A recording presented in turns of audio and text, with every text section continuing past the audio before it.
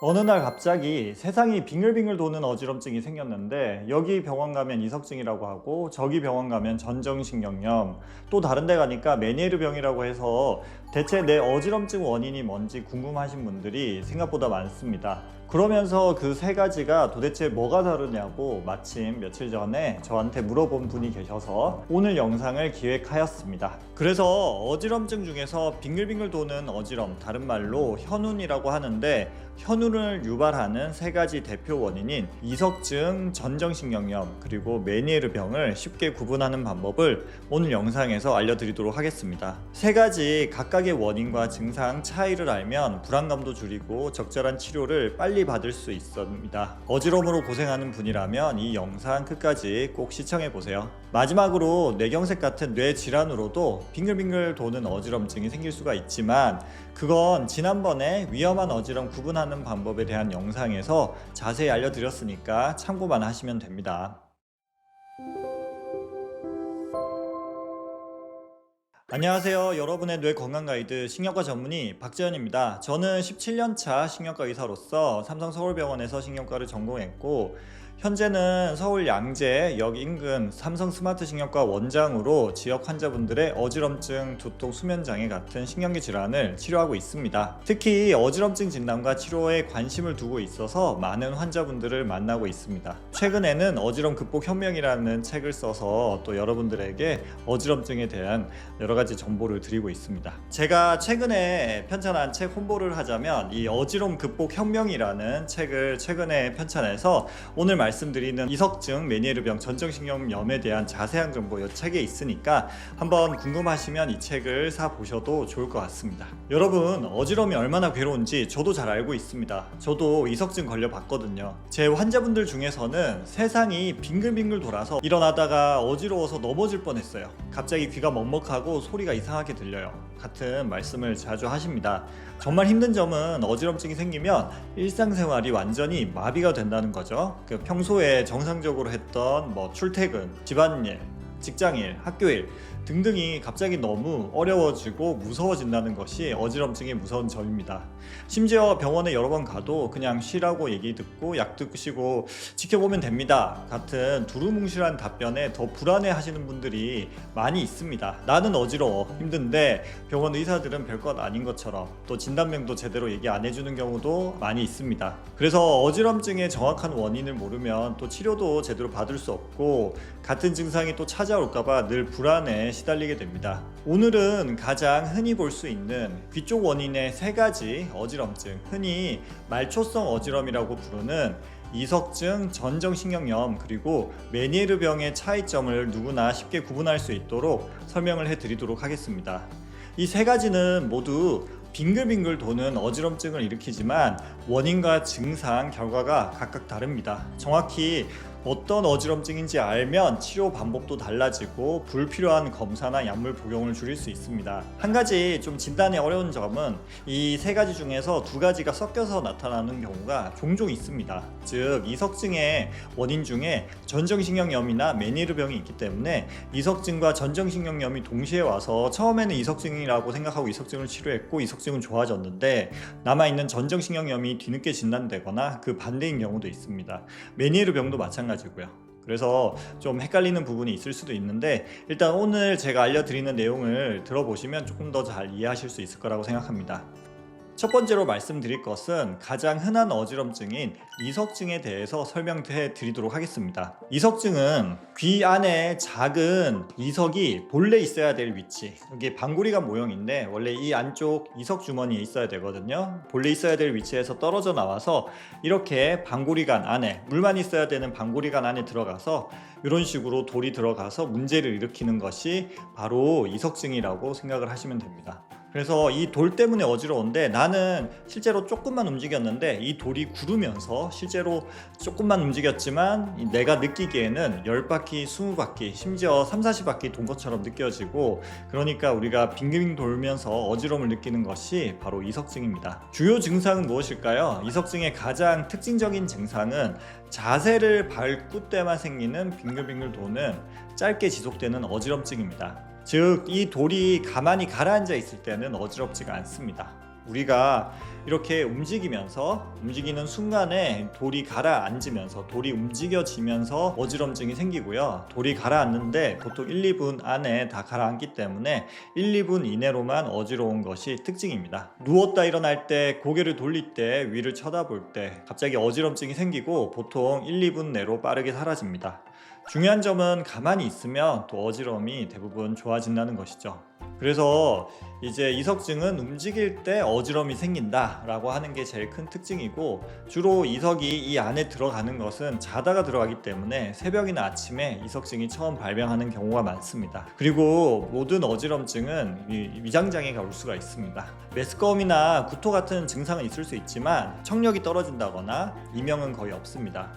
즉 귀에 다른 이상 증상 없이 자세 변화에 따른 짧은 어지럼증만 있다면 이석증 가능성이 제일 높습니다. 그렇다면 이석증은 어떻게 치료할까요? 이 안에 돌이 들어있으니까 머리를 잘 굴려서 뒤로 누워서 옆으로 젖히고 돌려가지고 이 안에 있는 이석을 원래 위치로 돌려주면 그게 치료가 됩니다. 그래서 이석증은 사실 약물 치료가 그렇게 중요하지가 않습니다.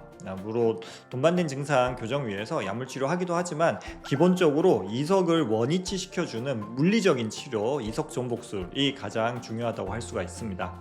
제가 이전에 이석증 치료법 영상은 많이 올려놨으니까 참고해 보시면 되겠죠. 두 번째 말씀드린 질환은 전정신경염입니다. 이것은 귀에서 받아들인 균형 감각을 뇌로 전달하는 이 전정신경에 염증이 생겨서 발생하는 어지럼증입니다. 주로 바이러스 감염으로 많이 발생한다고 보시면 됩니다. 전정신경염은 갑자기 매우 심한 어지럼이 발생하여서 이 어지럼은 몇 시간에서 며칠간 지속됩니다. 이석증 같은 경우는 움직일 때 심하게 어지러운데, 전정신경염은 가만히 있어도 한쪽 신호가, 예를 들어서 왼쪽에 왔다 그러면 왼쪽의 신호가 계속 떨어져 있기 때문에 가만히 있어도 계속 어지럼증이 지속이 되고, 머리를 흔들거나 움직이면 조금 더 어지럼이 심해지는 특징이 있습니다. 이석증과 마찬가지로 갑자기 생기고 심한 메스꺼움, 구토, 식은땀이 생길 수 있고, 심한 경우에는 걷는 것조차도 불가능해집니다. 하지만 이석증과 마찬가지로 청력 저하, 이명 증상은 없습니다. 만약에 전정신경염인데 청력 저하가 있으면 돌발성 난청 플러스 전정신경염, 조금 더 어려운 말로 미로염이라고 합니다. 그렇다면 전정신경염 치료는 어떻게 하면 될까요? 대개 증상을 완화시키는 항구토제라든지 어지럼 증상 억제제를 먹으면서 며칠 지켜보면 좋아지는 경우가 많고, 초기에 하는 전정 재활 운동이 제일 중요합니다. 저는 주로 스테로이드 약물 치료를 병행해서 염증을 좀 빨리 줄이고자 노력을 하고 있습니다. 방금 말씀드렸다시피 전정 재활 운동이 필요한데, 하루라도 빨리 전정 재활 운동을 하는 것이 회복을 촉진시키고 특히 후유증을 줄이는데 정말 큰 도움이 됩니다. 전정신경염에서 할 수 있는 재활운동은 제가 지난번 영상에 올려두었으니까 참고해서 바로 시작을 한번 해보도록 하세요.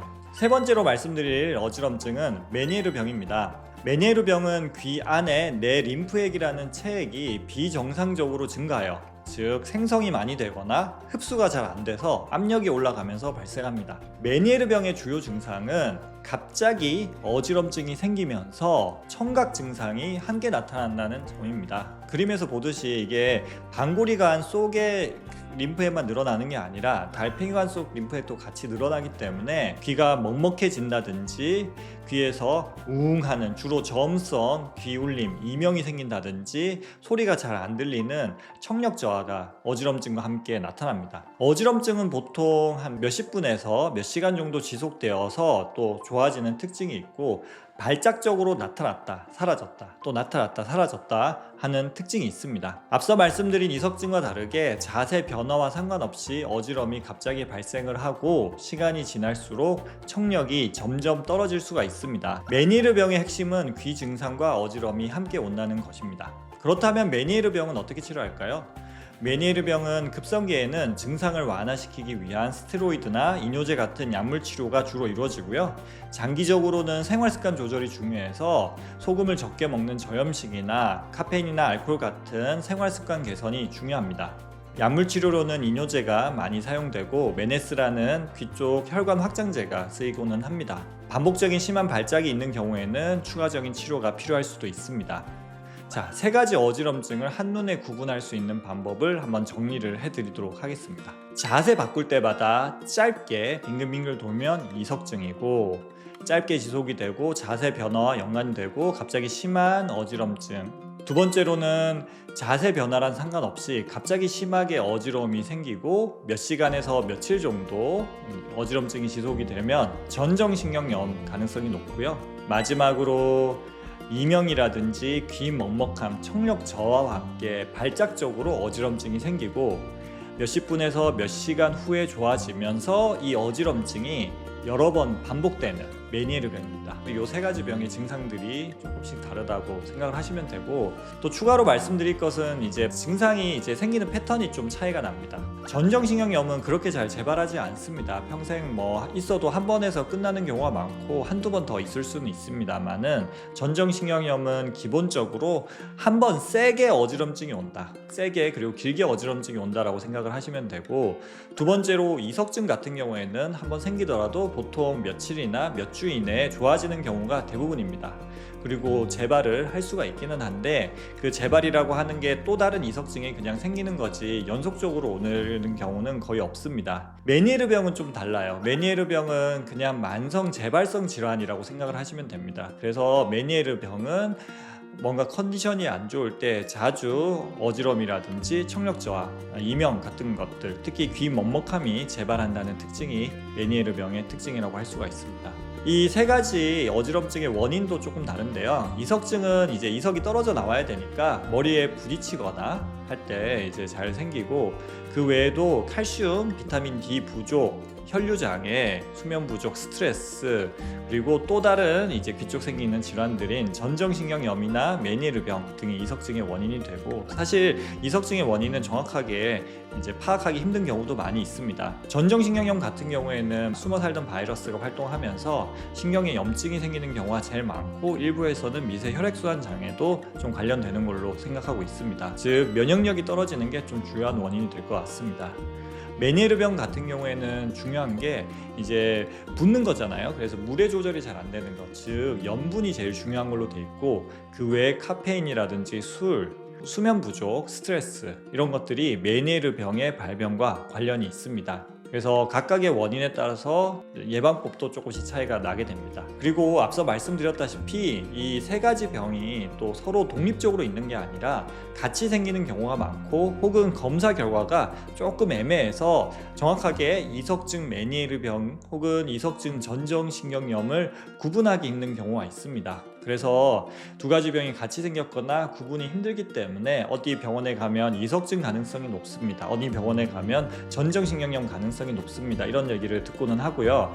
저 같은 경우에도 이제 다른 병원 다니다가 저한테 진료 받으러 와서 검사를 해보고 해봤을 때, 이석증 소견도 있는데 전정신경염 혹은 메니에르병이 같이 있습니다, 이렇게 설명드리게 되는 경우가 종종 있습니다. 그래서 그렇게 여러 병이 섞여 있는 게 이상하게 생각하실 필요는 없고요. 이 세 가지 병에 생기는 위치가 비슷하기 때문에 그럴 수 있구나 라고 생각을 하시면 되고, 또 거기에 대한 치료가 좀 비슷한 면이 많이 있습니다.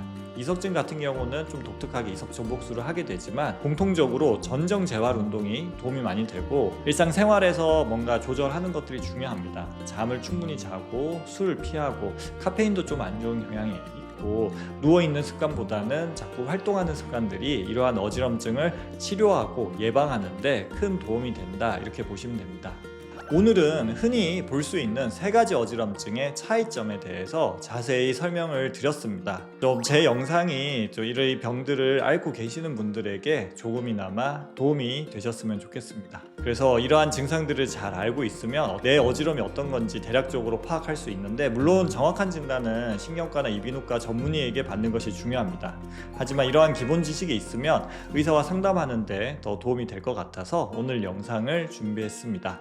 어지럼증은 단순해 보이지만 실제로는 여러 원인이 있을 수 있습니다. 어지럼증이 반복되거나 치료에도 자꾸 재발한다면 전문의와 상담해서 정확한 진단을 받아보시는 것이 좋습니다. 정확한 진단이 효과적인 치료의 첫걸음이라고 생각하시면 되고요. 다음에 또 어지럼증이나 다른 신경계 질환 유용한 건강 정보로 찾아뵙도록 하겠습니다.